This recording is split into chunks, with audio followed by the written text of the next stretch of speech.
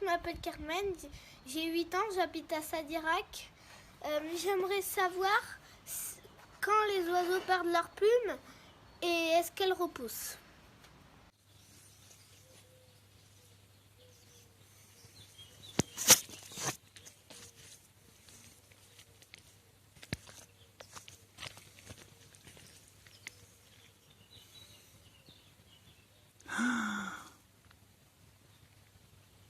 Une plume de tourterelle turque.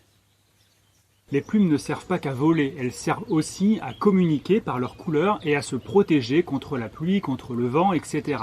Les plumes Carmen, comme je l'expliquais à Marius dans une vidéo précédente, ont la même origine que nos poils et nos cheveux. Donc si nos poils et nos cheveux repoussent, eh bien les plumes repoussent également. Les ultraviolets, le vent, la pluie, les frottements contre les branches sont autant de sources d'usure de la plume. Comme par exemple cette plume de faucon cresserelle, c'est une rectrice, une plume de la queue. Voici ici une autre rectrice, mais en bien meilleur état. Donc lorsque les plumes ne remplissent plus leur fonction, il faut les changer.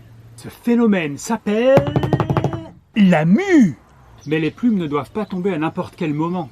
En hiver, par exemple, il est important d'avoir le plumage le plus efficace possible pour se protéger du froid. Au printemps et en automne, il est important d'être le plus efficace possible pour pouvoir effectuer la migration sans encombre. Et lors de la reproduction, il est capital d'être le plus efficace possible pour pouvoir aller chasser des proies et nourrir les oisillons. Donc, le meilleur moment pour perdre ses plumes, c'est pendant l'été, et c'est donc là qu'on va pouvoir en trouver le plus dans la nature. Mais en réalité, c'est un petit peu plus compliqué que ça. Ce sont les hormones qui vont déterminer la chute des plumes. Lorsqu'une plume tombe à gauche, il est important que la même tombe en même temps à droite pour ne pas déséquilibrer l'oiseau. Et donc chaque plume va tomber dans un ordre bien précis, et cela est presque différent pour chaque espèce d'oiseau. Certains vont perdre presque toutes leurs plumes de vol en même temps, comme chez les canards par exemple. D'autres vont perdre une partie de leurs plumes en été, ensuite effectuer leur migration d'automne, et finir leur mue sur leur quartier d'hivernage en Afrique. Les plus petites espèces vont changer l'intégralité de leurs plumes chaque année.